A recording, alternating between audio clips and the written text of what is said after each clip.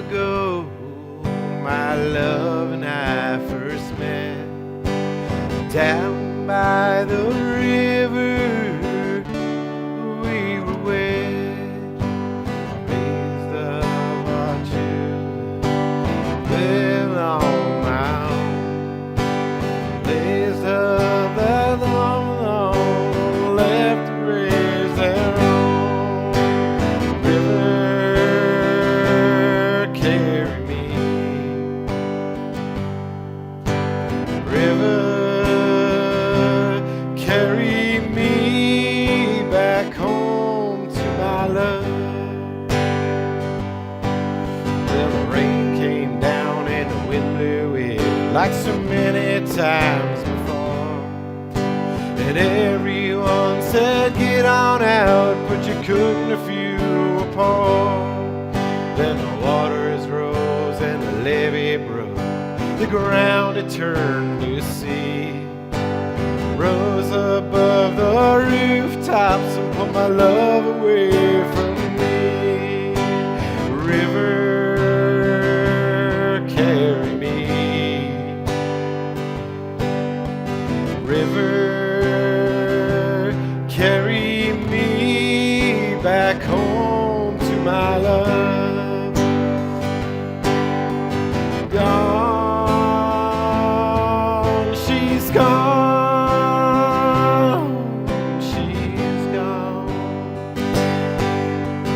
Gone, she's gone,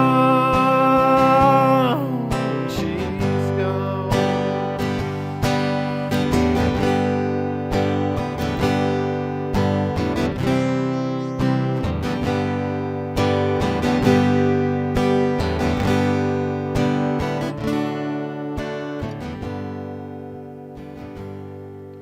If I ever get back to New Orleans, to the river I will go and stare up to the sky above and the water down below. It's there that I'll find my love waiting for me. When I get there, I will jump and join her in the sea. River, carry me. River, carry me. River, carry me. Let me hear you sing that with me. River, carry me. A little louder, a little louder. River, carry me. River, carry me. River,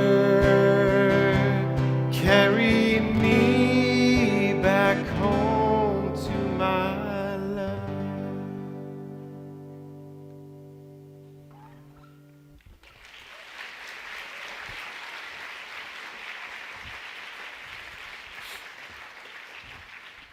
What a great day this has been, huh? Man, I'm pinching myself. I don't really believe I'm here. What a great day. I'm so honored to be a part of it and just so pleased to be here. How many musicians or music lovers do we have in the audience today? Just judging by the singing, I know that there's more than one of you because I heard a few voices out there. Well, I am a musician and a music lover, and I believe that music can change the world. In fact, my entire life, has been guided by that very thought. Music can change the world. Our paths are carved by a series of life-defining moments or events. The key and the challenge, of course, is to recognize these as such and to act upon them. There have been 3 such events in my life that have shaped who I am and have led me down my road less traveled. The first one happened when I was very young, when I was 5 years old, and I saw news coverage of the Woodstock Music Festival, which was taking place less than 100 miles from the hometown of where I grew up in New York. Woodstock was the largest music event of its kind up until that point in history. 500,000 people descended upon the town of Bethel, New York in mid-August for a 3-day festival. As a 5-year-old, 500,000 people. Traffic was backed up for 14 hours just trying to get to the festival site. And as a 5-year-old, I couldn't wrap my head around this. Why would 500,000 people go to a festival? Why would 500,000 people do anything? And even though I was 5, I was able to deduct that it must have been something about the music that drew them there. As I was riveted as I watched the images that weekend and the sense of community that I saw with this 500,000 people all gathered for this music festival.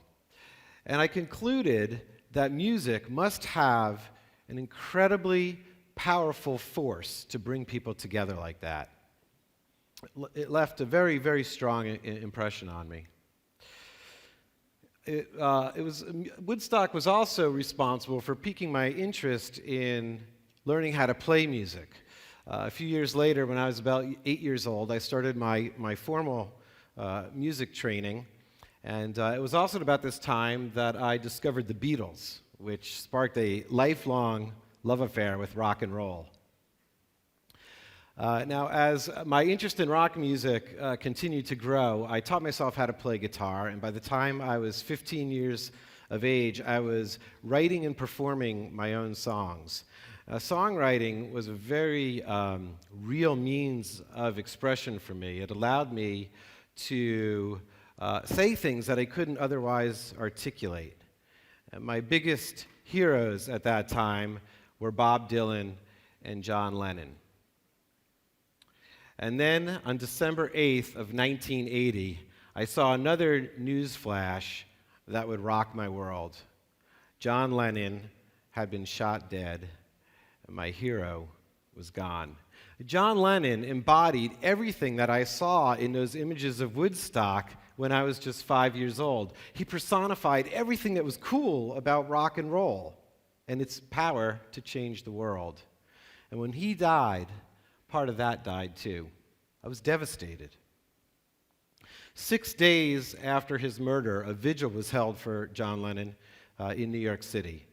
As I stood surrounded by 200,000 people in Central Park, I knew that I was not the only one who was devastated.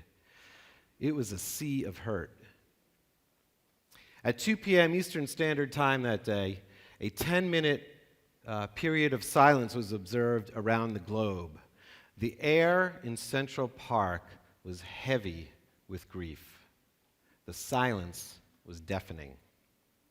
But even more deafening were the words to John Lennon's song, Imagine, being sung by 200,000 people in perfect harmony to break the silence.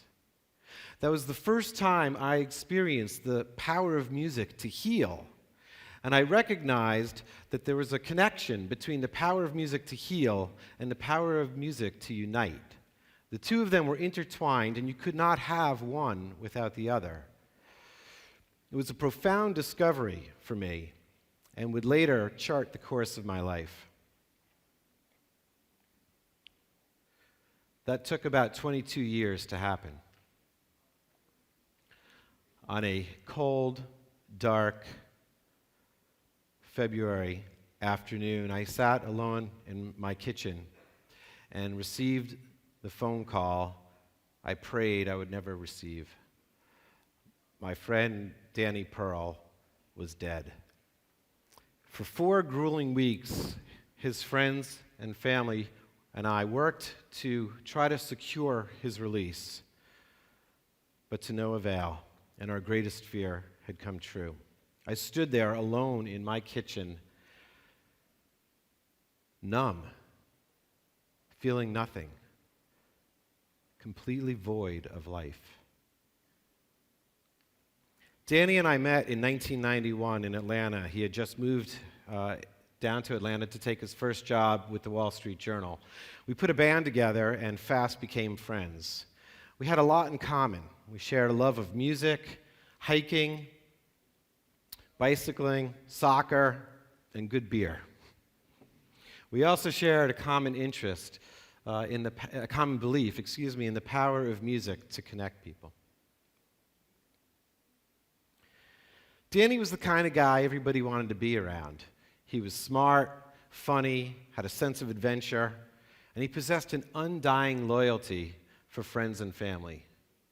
He was a great friend, the kind of friend who would have done anything for you.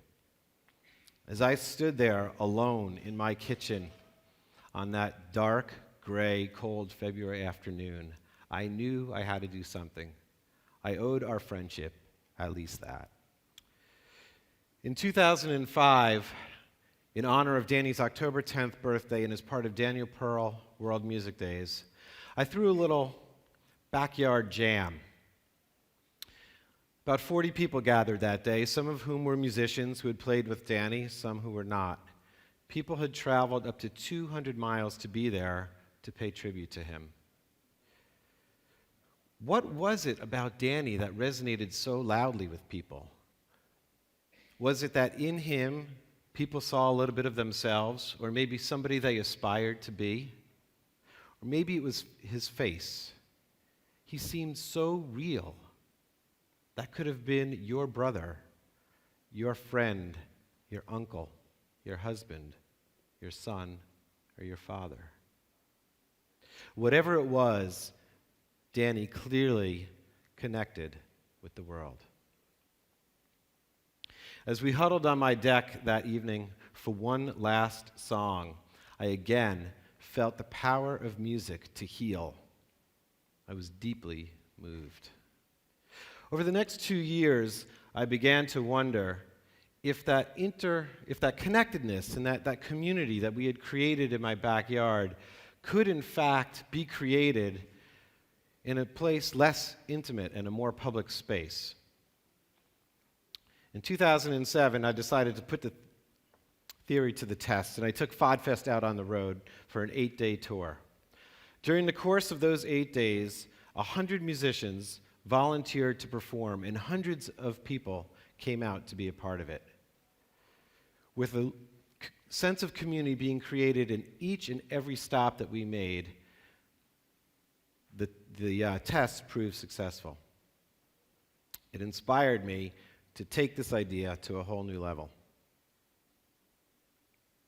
Over the next 3 years, FODfest would travel to as many places as possible throughout the United States and abroad, including here in Taiwan. At the same time, our network of volunteers expanded exponentially. We started developing new initiatives, putting a focus on youth programs and multimedia, with an interest in underserved communities and areas with a history of conflict. Now, just 6 years after that first informal backyard jam, FODfest has grown into a nonprofit organization with innovative programming that serves as a call to action in communities throughout the world. That organization is called Music in Common, or MIC for short. And to date, Music in Common has traveled to 75 communities throughout the world and has placed programs locally, nationally, and internationally. Our purpose is to provide a platform for the exchange of ideas and collaborations that lead to positive social change.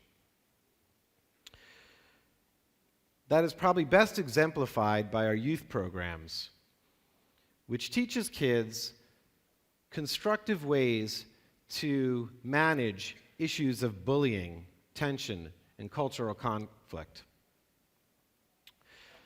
What we do is we bring kids together for about 20 hours or so over the course of a week or two, and we have them together as a group write, record, and perform a song. They also make a music video of that song. The program demands 100% participation. Now, sometimes these kids don't always like one another, don't always get along. Maybe they're in different groups and or have different friends outside of this program. But somehow, they have to figure it out. And they do. In a recent program, about midway through, we learned that some of the students in the group were in gangs, and rival gangs at that. Yet somehow, they laid down their differences to work towards a common goal. Music was the connector.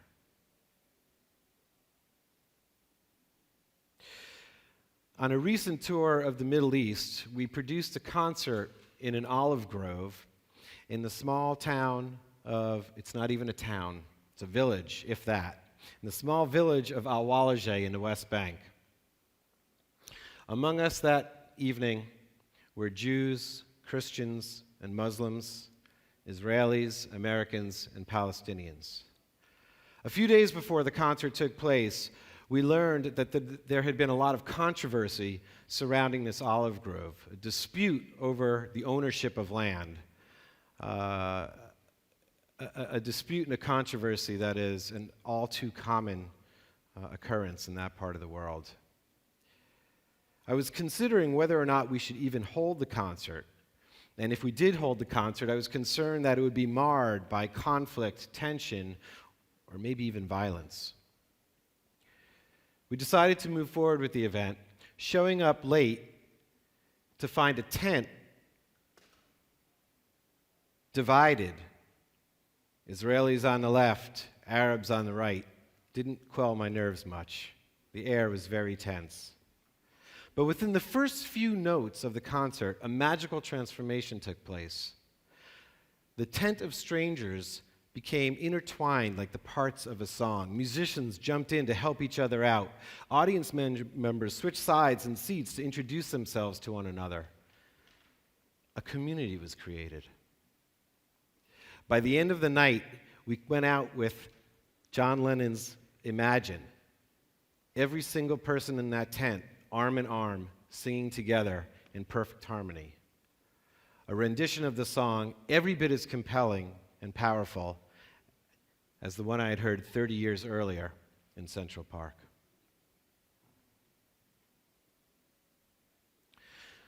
The Irish rock singer and humanitarian Bono has said that music can change the world because music can change people. Applying basic logic, if music can change the world and music can change people, then people can change the world. I believe that each and every one of us possesses the power to change the world. And because we do, I believe it's our responsibility to do so. As we sit here today on the eve of the 10-year anniversary of 9/11, I encourage you to change the world.